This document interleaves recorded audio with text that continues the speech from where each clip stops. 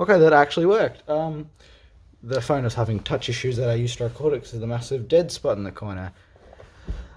Anyways, today I'll be doing a rather rare device in today's standards, not just because of the color, but because of the configuration and age. And ignore that, we're talking about 2006 MacBook. I have the black edition. This was picked off the road, I believe, hence why there's all the screws missing, and a bunch of issues I'm going to discuss later. First of all, what you'd want to do is remove the battery, because if there's still power running through it, even if there's just a bit like that has there, you don't want power running through a machine you're gonna poke metal into. So what you want to do is just, what you do, battery comes out just like that. You want to put the battery in a place that it won't fall off, and a place that's rather secure. Like what I have over there is just an empty space for it to sit down. And now we want to get into the device. So normally you would like to take all these screws. I'll point out the locations.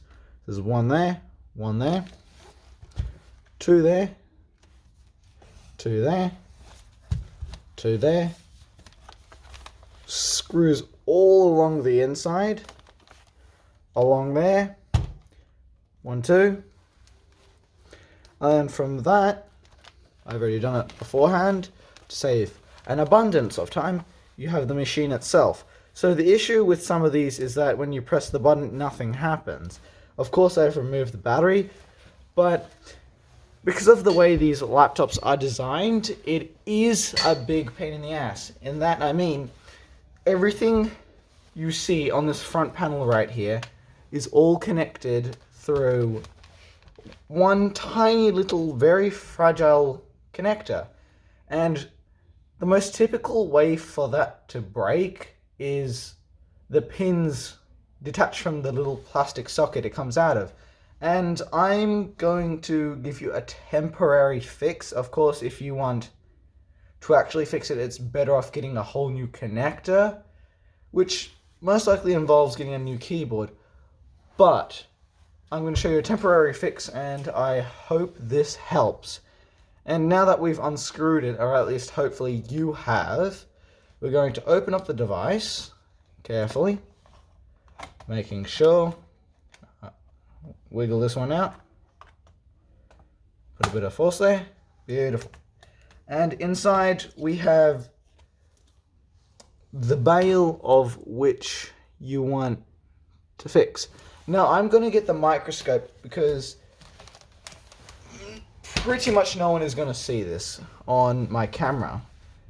By that I mean, to get ultra wide I have to turn down the quality. So all apps on the weird thing. Camera. Oh, so much faster without all the stupid updates bombarding me. I'm going to get this thing out again so you guys can see what I'm looking at through the mysterious camera thing. Oh. I forgot the garage door's quite thin. Anyways, make sure to look at this, because I have the microscope off to the side, and yeah, so I'll put it right there. This is the connector, and you can see sometimes it gets quite badly damaged, and I can feel it right there. You want to push it down, and then also put some tape or something around it. What I've done is quite lazy, and also what you'd like to do is solder the pins on the very outside, the outermost side. So I'm gonna get my little pointy screwy driver, and you can see I'm talking about these ones along here. If it does break, you will most likely have to find this bit and the plastic connector, or the thing that holds the metal pins in place. If you have lost that, I am sorry to tell you, but you are effectively screwed. Another issue this machine is now facing, as most computers would, especially Apple's first editions, which never turn out too well, is the capacitors. This machine has also had its ups and downs. It doesn't want to boot from the hard drive and it doesn't give it enough power. Now, I've tested the hard drives in other machines and they do work, so what I'm suspecting is the caps on the board. Mine are starting to bulge a little, so I would put most of the blame on them. And for anyone else who is looking to upgrade the RAM, you can do it from in the laptop, but just general max RAM specs, it's 2 gigabytes of 667 DDR2. So DDR1 would be for the power books. Not that many people have them. I have a titanium G4 that I could do a macOS 10.4 restoration tutorial if that does excite you for some reason, and probably also a single layer 10.5 disk. So what I'm going to do here is sort of show you which caps could go do the boo-boo. It's going to be a bit hard, but yeah, so my microscope stand's not exactly able to reach it. Hold on. Could I just plonk this out, actually? No, because that involved breaking it. Hold on, bit of technical difficulties, also known as I bought the cheapest shit and wonder why it doesn't apply to everything.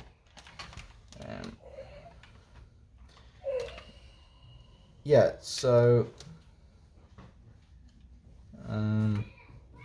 this is not very good, is it? Nope, opposite way. So you can see a bit of it there. I'll just bring it up on camera. That's not working too well. So it's this thing right here. Some of these caps can cause issues because they won't hold power as efficiently as they would normally do so. In terms of taking apart the machine's hard drive, you would want to be careful because the connector for the hard drive is actually quite fragile. Now I'll put it under the microscope because I can, but hold on. This is so fiddly. Yep, creaky plastic. So you can see there's not a lot actually holding the hard drive or sending it power. It's those stupid little ribbons right there. And if they do get damaged, you do want to see the connectors on the actual other side of the board just to make sure they aren't broken. So with all of that, you would probably want to replace the hard drives. Like, they always fail, they're not very good. I mean, I have a hard drive from a 1993, you can see from the logo of the top of the machine, PowerBook 180C, and it still works. I have no idea who allowed that or why it does. Either way, I'm gonna get one of my spare hard drives from the corner and also tell this thing to turn on. So, this is 160. Nope, not good enough. This is a 250, 7200 RPM, so it should be a bit faster than that other thing. And I'll get the machine, same thing for installing it. Make sure the pins line up to what the computer has. Ignore that I'm smushing everything. And you just plunk it in. Now, it's not going to be original. I don't think anyone cares. They're not going to inspect and say, oh, that dying slow hard drive needs to be original because I must have a dying slow hard drive. Other than that, I will put the battery back in. Hopefully this helped the random few people who have an ancient, somewhat rare laptop. I'm not sure which target demographic this is applying to, but if it helps anyone, that's all I'm needing. Now, these connectors, they are a very big pain in the ass to plug back in. Oh, thanks to whoever slammed the door. Hey, perfect. Now, just pretend I've buttoned this bad boy dying old machine laptop back together. And Oh, hold on. Just pretend. There's always something that goes wrong when I'm doing one of these. Yep. Doesn't look very good. Right. There we go. brittleplastic.com.au, and slide this mean machine of 2 hours of battery life back in. Plonk, and you want to get your big screwdriver. You could also use a 10-cent coin. I think that's what it should be used with. But moment of truth, does this cantankerous old piece of crap do anything?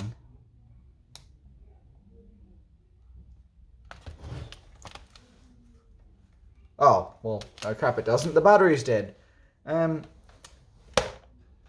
Either way, I will probably see you next time when I have something else to fix. But until next time, this has not been YBR. It's been youtube.com/S6Edge7 on an S6 Edge 7. An S6 Edge running Android 7. You get the do. So, yeah. Got Corolla doing the land speed record on our street. Whoo-wee. I'll see you guys next time, and hope you enjoyed this video. Thank you very much for watching, and bye.